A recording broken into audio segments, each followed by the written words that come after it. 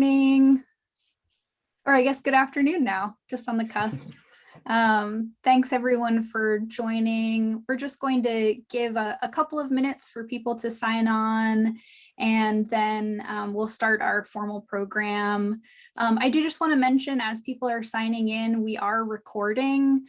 So this session is being recorded in case there are participants who are not able to join live.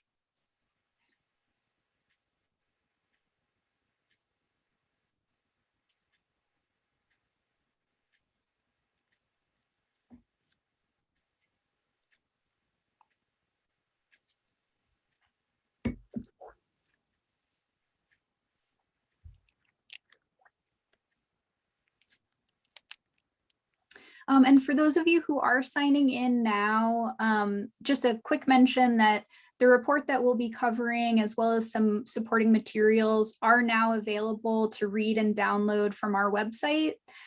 So if anyone would like to have those materials up, please feel free to navigate over there while we get started here. And then we'll begin in just a couple of minutes.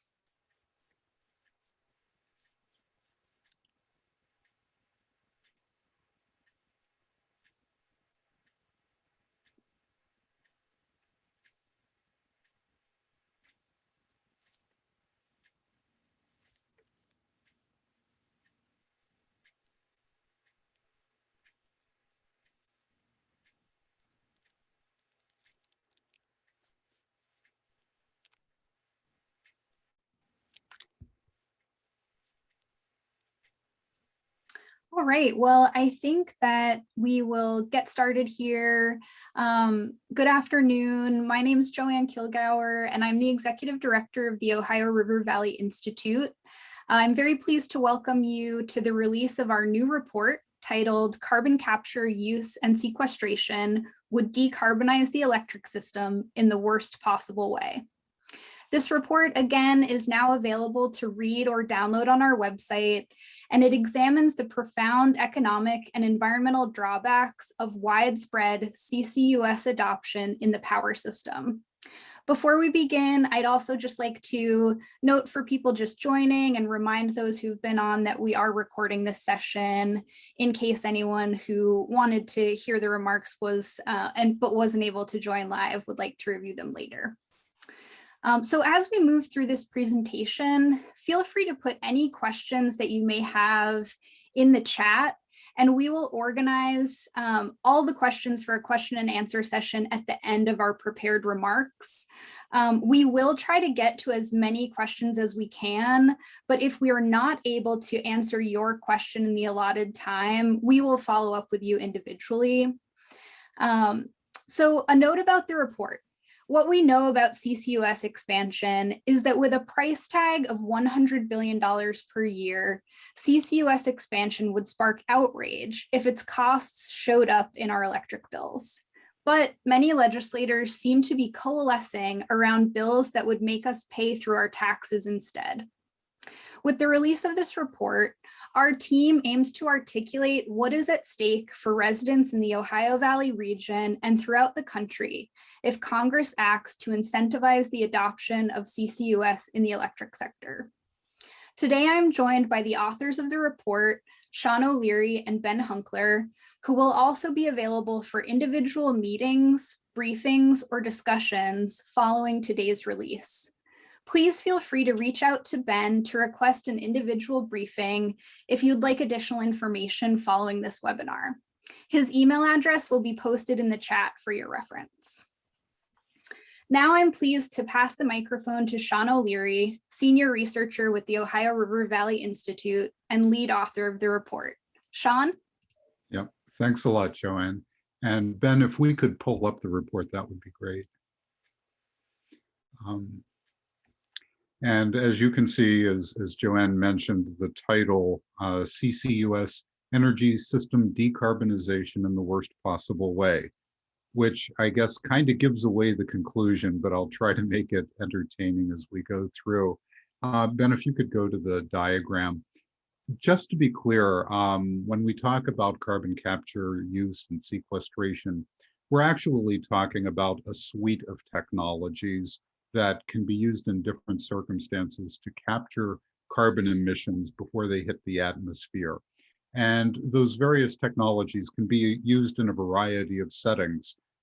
Power generation is one of those settings, but there are also a number of industrial processes out there in various industries that can also apply CCUS. And that's a distinction that's important because we're going to, later on as we go through the report, we'll draw a distinction between places where CCUS might play a very useful role and places in which it probably cannot.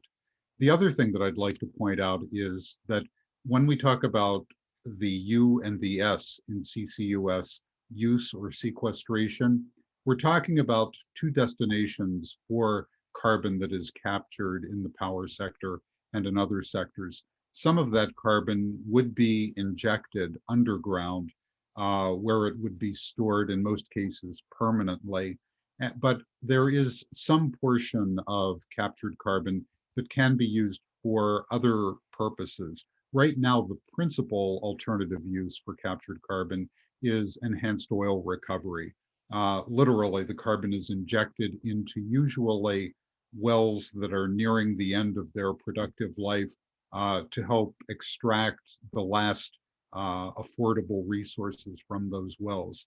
So there is at least that one point of demand in the economy for captured carbon, although it's a relatively small one. Ben, if we could go to the next slide. The problem that we're here to talk about is this, that key political and labor leaders in Appalachia and beyond Appalachia believe and have persuaded many of their constituents that fleets of existing coal and natural gas-fired power plants can be retrofitted with CCUS technology, and that doing so will eliminate greenhouse gas emissions and save hundreds of thousands of coal, gas, and utility jobs. This belief is doubtful technologically and absurd economically. But I should add, I think we can all see what the political appeal of it is.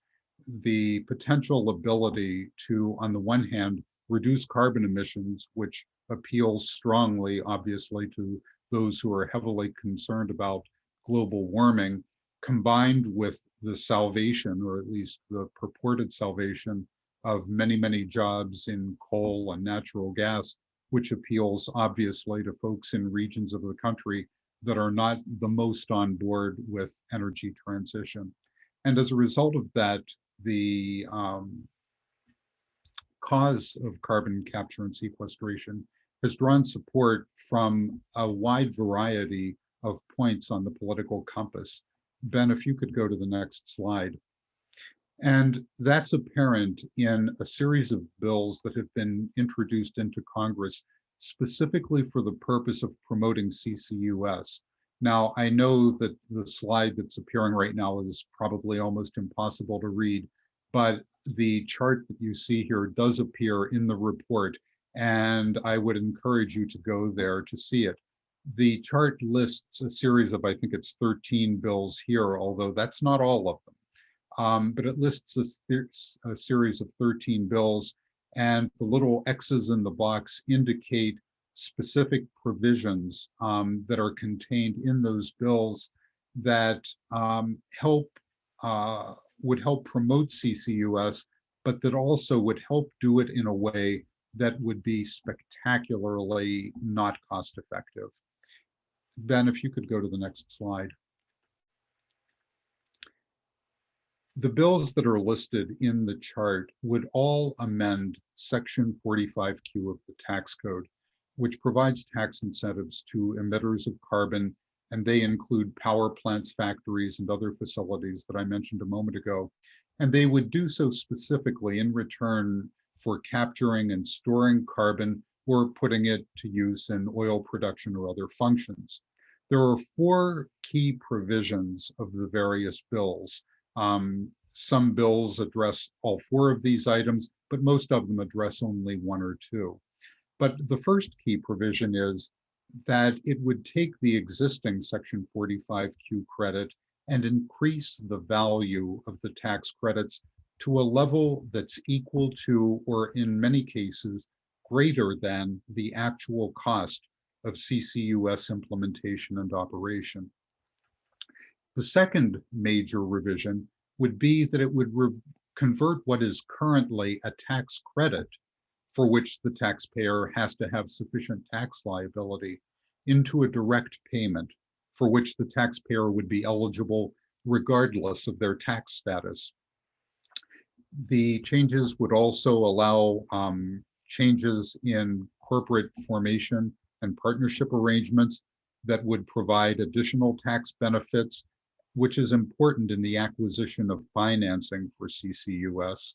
And then finally, many of the bills would increase the period during which an eligible facility can take advantage of the current tax credit from what now is 12 years to either 20 years and in some cases even longer than that.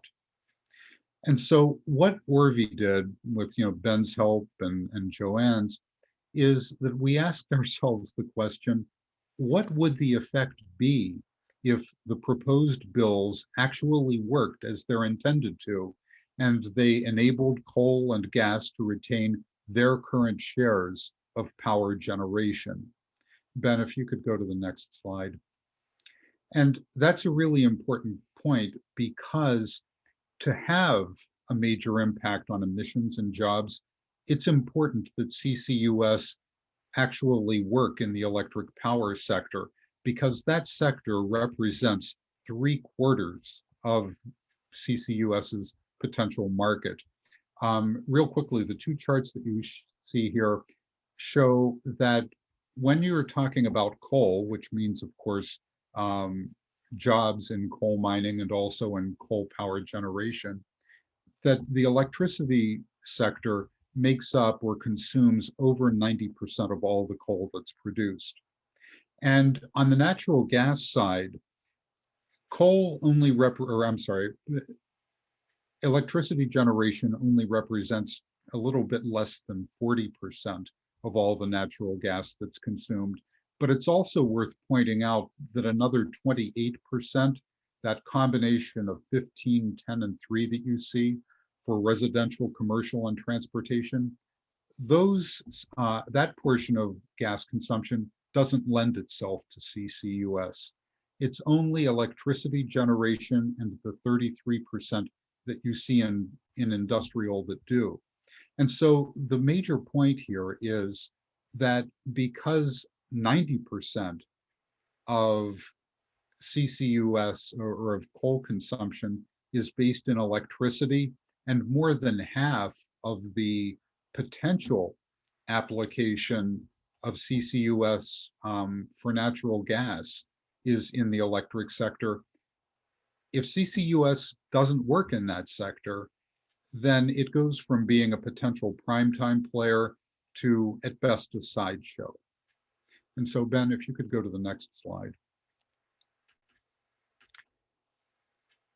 Because CCUS is horrifically inefficient in the power sector, widespread adoption would cost the average US household about $293 a year. The nation's bill would be about $100 billion a year.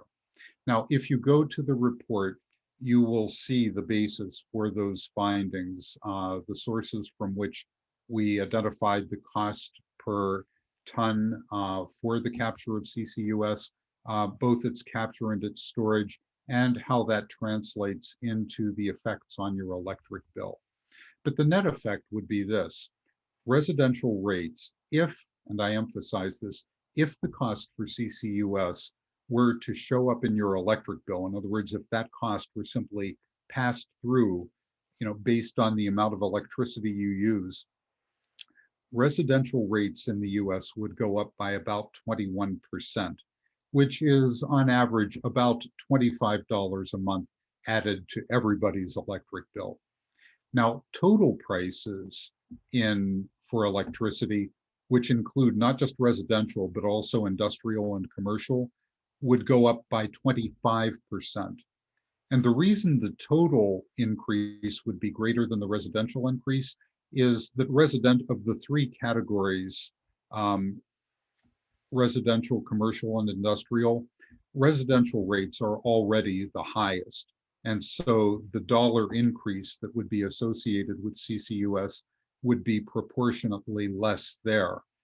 So on a percent basis, the folks in commercial, but especially industrial, would see a really significant increase, much greater than the 21% or even the 25%.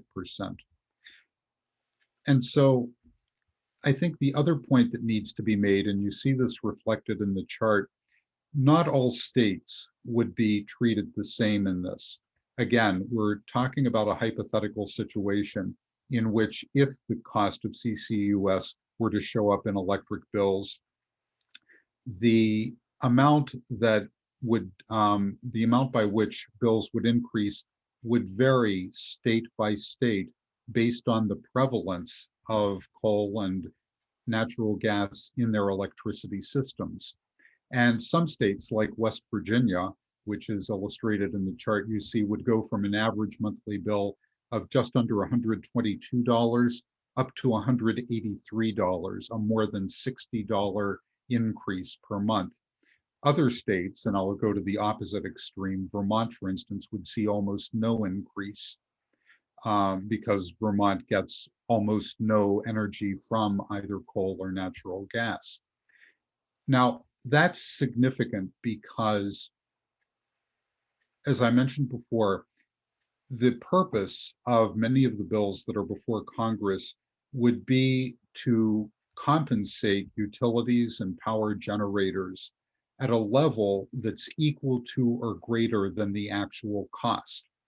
And so theoretically, the bill for CCUS, if those various bills were enacted or some combination of them were enacted, wouldn't actually show up in your utility bill. Instead, we would be paying for it through our taxes, income taxes and other taxes. And so you would never actually see that $100 billion of expense show up in any one place. But, and I think this is a really important point, doing it that way would mean that the cost is spread more or less evenly across the nation, or at least across the tax system. And that means that residents of states like Vermont that have very clean electric systems would be heavily subsidizing the residents of states that have very dirty electric systems. And so, and again, Ben Hunkler will be talking about this in a little bit greater detail than I am right now, but included in the report and also available online, you can go in and you can see a chart that shows on a state-by-state basis what the impact on annual bills would be based on each state's energy mix, its fuel mix in producing energy. But to summarize, we're talking about a measure that if it were successful, in other words, if we were to implement CCUS, and if it were effective in protecting the existing share that coal and natural gas now enjoy in the energy system, which is, after all, the point of the legislation, then yes, we would see the cost of electricity in the US go up from about $400 billion a year annually to just about $500 billion a year. Ben, if you could go to the next slide. And so the question we have to ask is, given that cost, do the incentives and the embrace of CCUS in the power system make sense? Our answer is no. And the reason it's a no is because there is an alternative. And that is a transition to clean and renewable energy, energy efficiency, and storage resources would, first of all, more completely reduce carbon emissions. One of the peculiarities of CCUS is that it doesn't actually eliminate all emissions from coal and natural gas. Depending on whose analysis you look at, anywhere from about 5% to about 10% of emissions would still take place. The second issue is that when we talk about clean renewable resources, we're talking about an alternative for which the cost for electricity isn't much more than we're paying right now. yeah, probably there would be some increase, but certainly not on the order of $100 billion a year.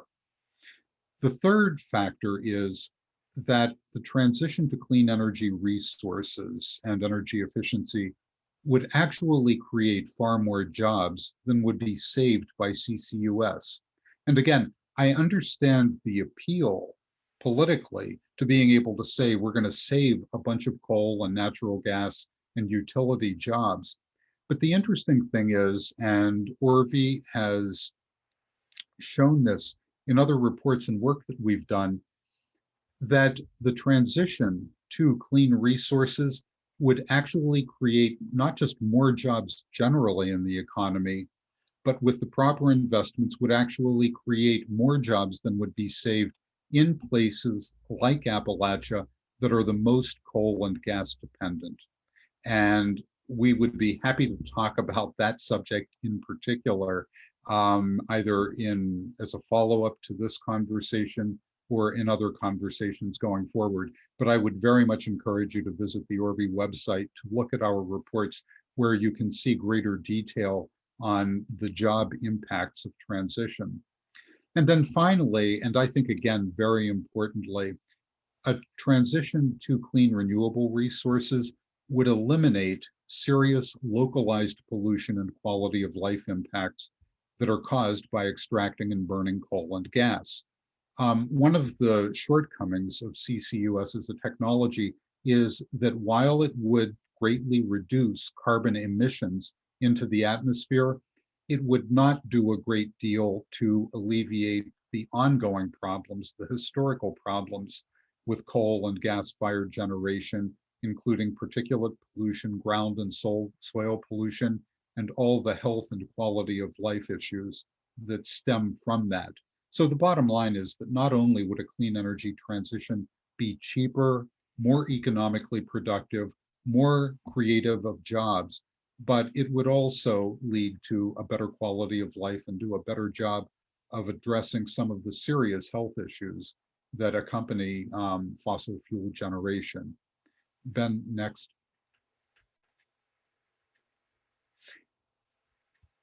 And so what we're proposing is that Congress should provide incentives for CCUS that are commensurate with CCUS's plausible role. And the phrase plausible role refers to industrial processes like steelmaking and like cement making that are very difficult to decarbonize because they're very difficult to electrify. And so in those cases, CCUS could make a real contribution. And it's also a case that in those cases, the incremental cost of CCUS would have less impact on those industries' bottom line. So it would be less economically inefficient than it is in the electric system.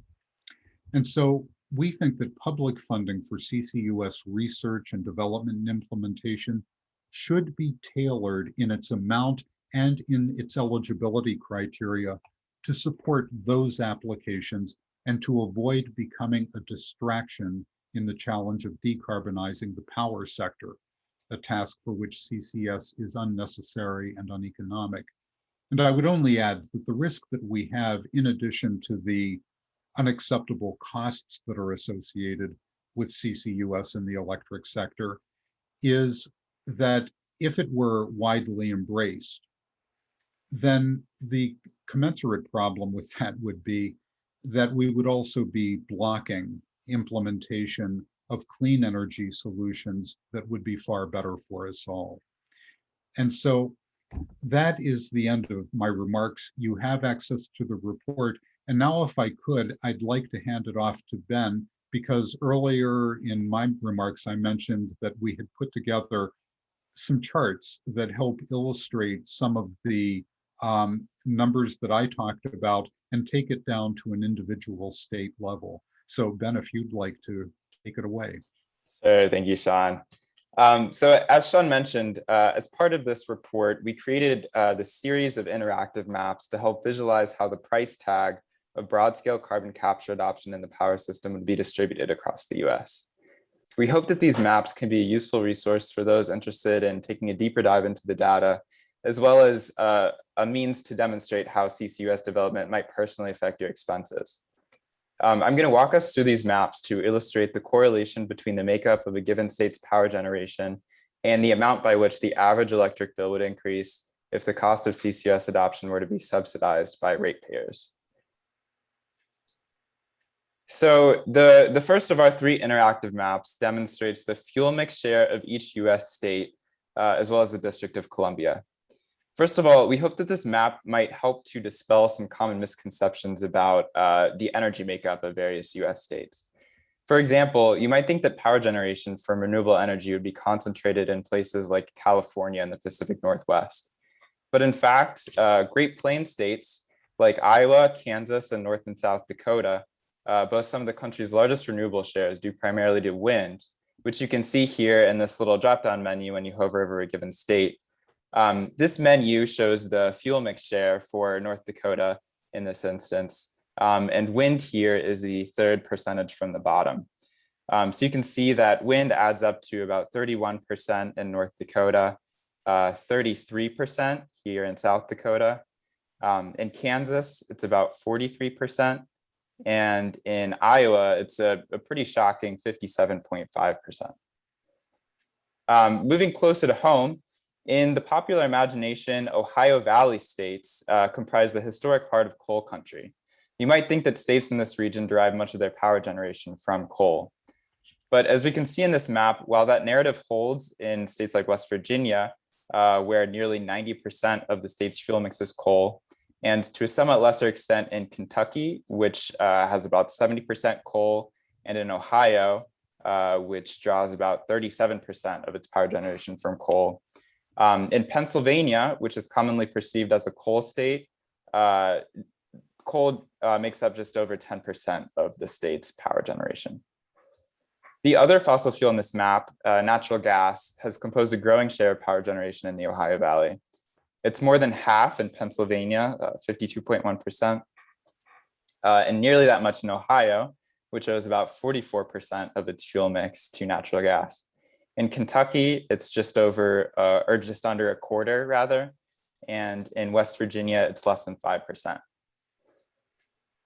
What's important for the purpose of our discussion today, though, about CCUS is the combined share of fossil fuels, which is demonstrated on this map with this value gauge here in the top left corner. As you can see, the darker purplish states on the map owe a greater share of their power generation to fossil fuels. Again, West Virginia and Kentucky here, and states like Utah, Wyoming, Mississippi, and Indiana top the list for fossil fuel power generation at around 90%. But as we go down the scale, lighter states like Washington, Maine, Idaho owe less of their fuel mix to coal and natural gas. And our second map demonstrates the percent increase of total energy costs in each state if CCUS were adopted in the power system and if the cost increase were to be subsidized by ratepayers. So as Sean mentioned earlier, CCUS would raise the nation's total electric bill by $100 billion, which is a total price increase of nearly 25%. You'll notice here that many of the darker states on this map carry over from the previous one. We have Kentucky, West Virginia, Wyoming, Utah. That's because states that rely heavily on fossil fuels like coal and natural gas, and consequently house lots of these high emitting fossil fuel combusting power generation facilities, which is where CCUS were to be implemented, would see greater energy cost increases if CCUS were to be implemented at scale in the power system. Again, so if you hover over the states on this map, you'll see this drop-down menu, which demonstrates the total or the current total price of energy in the state. In Kentucky, it's about $6.5 billion. The price of energy if CCUS were to be adopted by the power system, which bumps Kentucky's energy cost up to $10.2 billion. And then the percentage of that increase, which in Kentucky's case is 56.8%. So again, these heavily coal and natural gas dependent states like Kentucky, West Virginia, and Utah would each see increases of more than 50%. West Virginia here would see an increase of 63.3%, which is more than 2.5 times the national average. Lastly, our last map brings us from the macro level down to the micro level to demonstrate how much the average utility bill would increase in your state if CCUS were adopted in the power system and subsidized by ratepayers. So nationwide, the average annual utility bill increase would be almost $300. But as you might expect, these coal and natural gas dependent states we've seen in the previous two maps are again the darkest kind of red-orange color. Here's Kentucky and West Virginia. They would see an increase nearly double that sum. In the Ohio River Valley, electric bills would jump by $260 in Pennsylvania, and that's demonstrated here in the drop-down menu in bold. You can also see that the current average annual electric bill in Pennsylvania is about $1,400. If CCUS were to be implemented in the power system, that would jump to more than $1,600, which is a 19.2% increase. Let's see, in Ohio, bills would jump by about $417 per year. In Kentucky, $687 per year. And in West Virginia, more than $700 per year. Again, these darker states like West Virginia and Kentucky, as well as Wyoming, Mississippi, Missouri, would each see increases of about $500. It's $526 here in Wyoming. While less coal and gas dependent states like Washington, for example, would see increases of less than $100, about $87 in Washington's case. In some states, like Vermont, which is hardly perceptible on this map here, the average utility bill would increase by as little as 22 cents per year, which doesn't sound too bad. But as Sean mentioned earlier, if CCUS were subsidized by federal tax dollars, as could very well be the case, the cost of implementing the technology would then be evenly spread across all states, regardless of carbon output. That means that residents of low carbon states like Vermont would be heavily subsidizing CCUS development and high carbon states like Kentucky and West Virginia. So again, just to recap, the bottom line here is that CCUS is an expensive and unproven technology that would impose serious costs on regular people and take us down the worst possible path to decarbonize the electric system. So that was a brisk tour through our series of interactive data maps. We encourage you to check them out at our website and peruse through those numbers at your own leisure. I will drop a link to those maps in the chat here in a second. But for right now, we would love to take some of the questions and comments that have been filtering through the chat and the Q&A function. So let's see, the first question that we received was from Peggy Berry. And Peggy asks, let's see, how can we inform other nonprofits who don't come out as against this CCUS because they want the potential jobs? How would you recommend advocacy groups kind of take this information and mobilize it, Sean? I would encourage people to, reach out to their legislators, and encourage them to look at the numbers, to look at the actual cost, because kind of the intuitive appeal of the combination of reducing carbon emissions on the one hand, while saving jobs in some parts of the country that are really, really distressed economically, is super appealing. And there's almost a knee-jerk reaction to that to say, sure, I don't care how much it costs, let's just do it. And you know what? I mean, in the absence of any viable alternative, that might make sense. But the point is that we do have viable alternatives that are a lot less expensive and that would create a lot more opportunity for people. But it's necessary for folks to actually look at, particularly in the legislation, what those bills would cost. Thank you. Our next question comes from an anonymous attendee who asks about the Petronova project in Texas and the Boundary Dam project in Canada. Are those not projects that demonstrate CCUS at scale? Well, they're not ones that demonstrate the success of CCUS at scale. In the case of Petronova, it's actually been shut down. And it's because it was simply too inefficient and too costly to operate. And that's been true for a number of months now.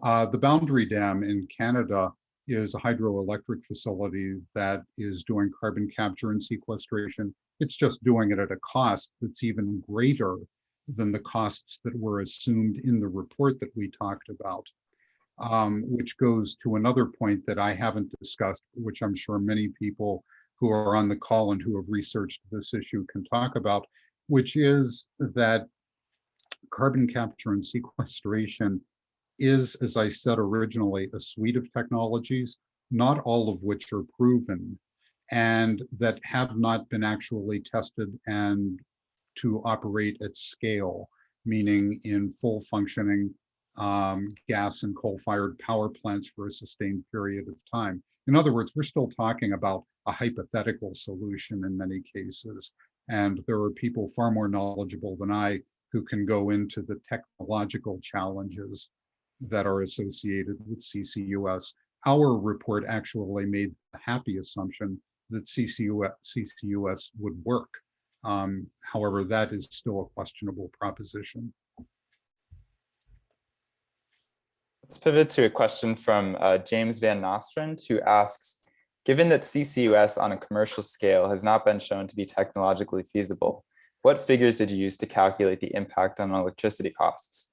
And is it possible that there could be a technological breakthrough that would lower those costs? He notes that Manchin says we were really close to that breakthrough. In answer to the where the costs came from, we surveyed a series of analyses, studies that have been done. And if you go to the report, you can see those various studies footnoted. The one on which we relied principally, it was done by a group of researchers at Rutgers University who specifically looked at the question of what would the cost of carbon capture and sequestration be in the northeast quadrant of the United States, of which Appalachia is a part. And they determined that the cost per ton of carbon captured from coal-fired power plants would be between $52 and $60 a ton, and that in gas-fired plants, it would be between $80 and about $90 per ton. And that's the reason it's higher, by the way, in natural gas plants, is because not as much carbon is emitted in gas-fired plants per kilowatt hour produced as is the case in coal-fired power plants. And so in our report, we took the midpoint between those ranges.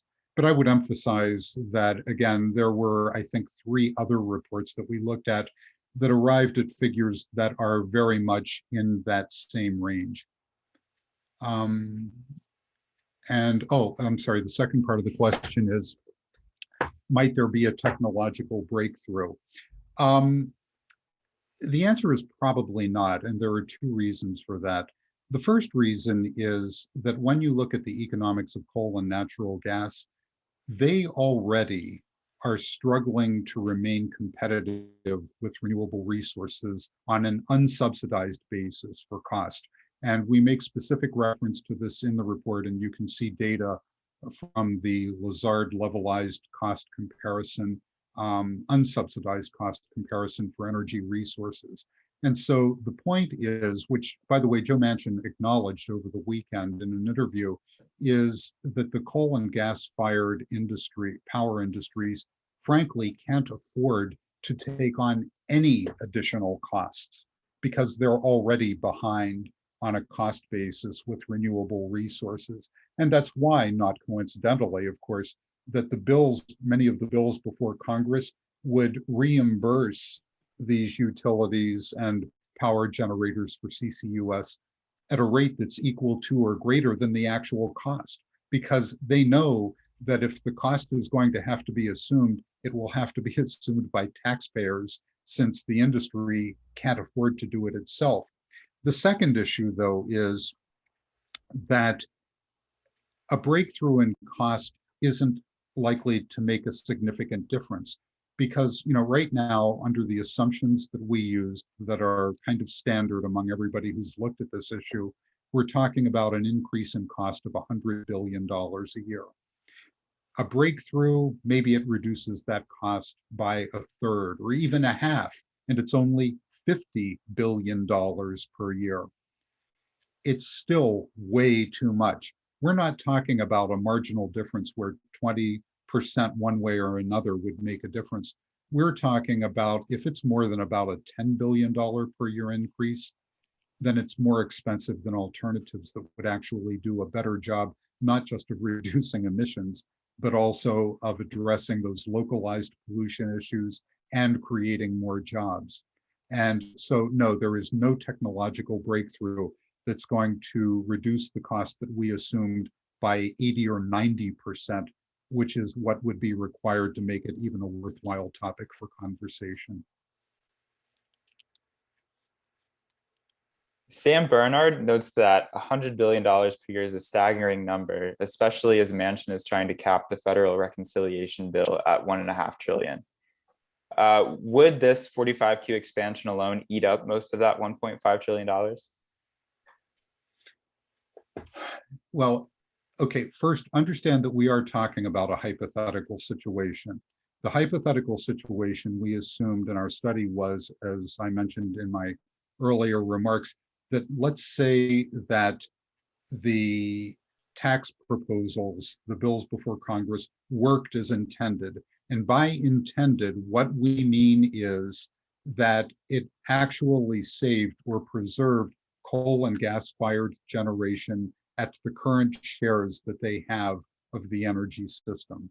So in the real world, even if these bills pass, that's probably not likely, but proportionally it would be the case. And so the answer to your question is, if you accept the hypothesis that we put out there to arrive at this calculation, then yes, it would actually eat through most of that $1.5 trillion, because over the course of a decade, this alone would cost about $1 trillion. Thanks, Sean. Marin asks about how common this position on CCUS is in academia, particularly relative to other, climate and energy focused universities like Columbia or Carnegie Mellon University. Yeah, there is actually a fairly vigorous debate going on about CCUS right now. And I should mention, and I'll talk about academia in a minute, but I also want to mention the politics of this. One, if you look at the list and you go to the report and you look at the chart that we listed, you'll see that many of the bills that would expand federal incentives for carbon capture and sequestration aren't just coming from Republicans or folks who are climate change skeptics. You'll see there are many people who are identified as champions or climate hawks. People like Ron Wyden, the senator from Oregon, is there. Tina Smith, the senator from Minnesota, is there. And that's because, as I said before, there is kind of an intuitive appeal to this about being able to simultaneously reduce carbon emissions and also help out coal and gas regions of the country that are really struggling economically. And so, yes, that is a real factor in the politics of this thing, which cuts across a lot of the traditional political dividing lines. And that same dynamic is true in academia, as you point out. And there are some places, some universities that are pretty heavily associated with promoting CCUS, and I would also add other technologies like blue hydrogen and in some cases small modular reactors. But certainly on the question of CCUS and blue hydrogen, you would probably cite Columbia University as being one of the places where they have a program on global energy that is doing a series of reports and also webinars on this subject. So yeah, there absolutely is debate on this question. I think largely though, and the reason that we thought it was necessary to put this report out there is that, like with the politics of the tax proposals, many of those discussions take place either outside of the context of the costs, or if the costs are considered, they look at it from a microeconomic perspective rather than a macroeconomic perspective. In other words, they ask the question, what would be required, for instance, what would be the cost to retrofit a coal-fired power plant in order to become a non-emitter with CCUS? And what would that mean for the economics of the plant? And how much would the federal government or some other source have to kick in to make that possible? And when you look at the problem that way, sure, you can figure out, okay, it would cost X millions of dollars per year for a coal-fired power plant to be upgraded. And then you say, well, maybe we should do that. The problem only comes into focus, though, when you ask that question at scale. Like, okay, we're not talking about individual plants here or there. If the whole point of this is to solve an aggregate problem, then we have to look at the cost in aggregate and not purely from that microeconomic perspective that just looks at localized or individual facility finances.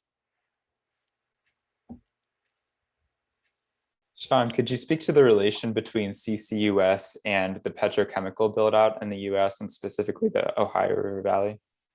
Well, yeah, it's intimately involved in a number of respects.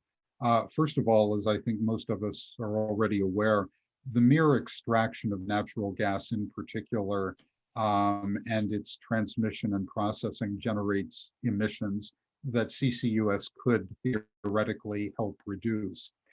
Then as you go down the production channel, you get to the question of how is CCUS or how is natural gas used.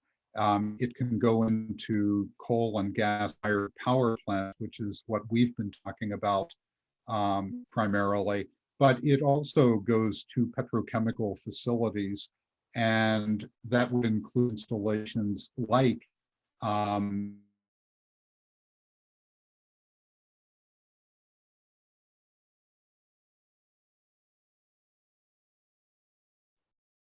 Whoops, it looks like we're losing Sean.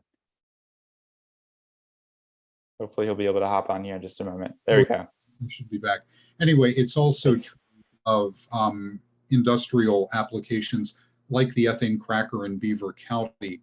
And so theoretically there, like in cement making plants and in steel mills, carbon capture could have a role to play there. And I would mention, and I'd encourage you to reach out to Ben on this issue. Ben actually looked at the question of what the cost to implement CCUS would be in an ethane cracker plant like the one Shell is constructing in Beaver County. And that's a topic for a whole other conversation, but I'll just kind of jump to the end, which is that it would probably make that plant non-competitive with competitive plants in places like China that would not be outfitted and would not bear the cost of carbon capture in all likelihood. But again, I'd encourage you to reach out to Ben because he's actually run the numbers on that question. My email's in the chat if you'd like to reach me. Sean, we have a question from Franz Litz who asks, how did you decide which plants would add carbon capture and what model was used for the economic analysis? We didn't actually choose which plants. We simply looked at the shares that currently exist within the current US energy system as measured in kilowatt hours from each of the various resources.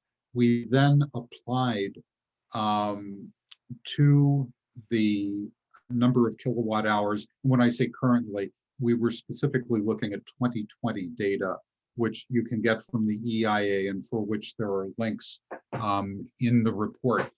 And what we did was then look at the economics of carbon capture.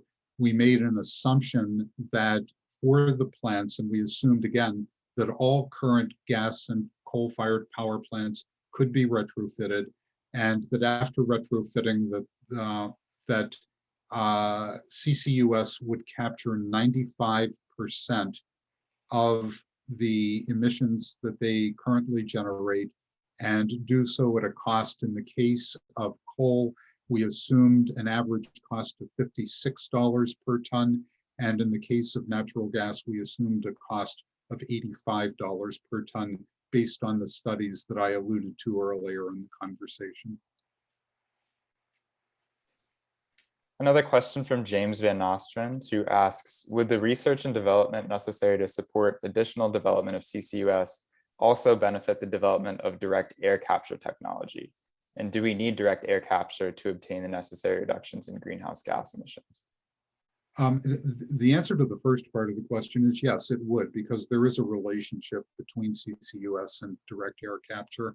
I'm not an expert in direct air capture, so I'm really not qualified to talk about the degree to which it can or would have to contribute to overall decarbonization. Thanks to Maren for your help answering that question. Let's see, we've got another question in the question and answer section for Sean. So if power plants with carbon capture are more expensive than the alternatives, this questioner says they won't be dispatched and customers won't pay for them. Do you agree with this? And if so, how can you say the costs will land on consumers? That is true.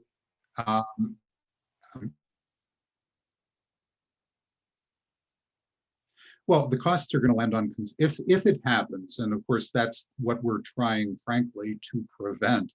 But if it were to happen, then the costs would land on consumers one way or the other. You're absolutely right. They almost certainly will never show up in electric bills. That's because the market has already passed judgment on this and has demonstrated that it would be a stupid thing to do. And in fact, as the report points out, carbon capture technology, clean coal technology, has been around for 40 plus years. It's not that it couldn't have happened before this. It could have. It's just that nobody does it because it doesn't make any economic sense to do so. The reason, though, that the cost could land on customers, on taxpayers, is because the proposals in Congress would finance the cost. And when I say the cost, I mean all the cost. The industry would not have to pay a dime if many of these proposals were enacted. And in that case, we would end up paying through our tax bills.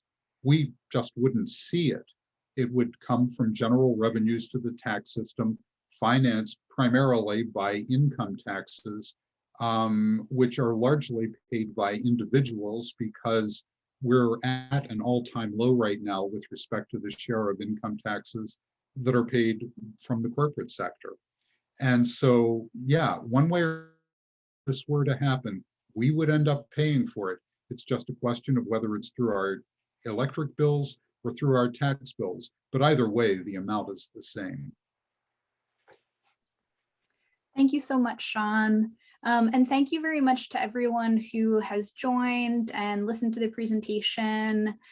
We are nearing the end of our allotted time, so I want to make a couple of closing remarks and also just say we are, again, more than happy to answer questions that we didn't get to.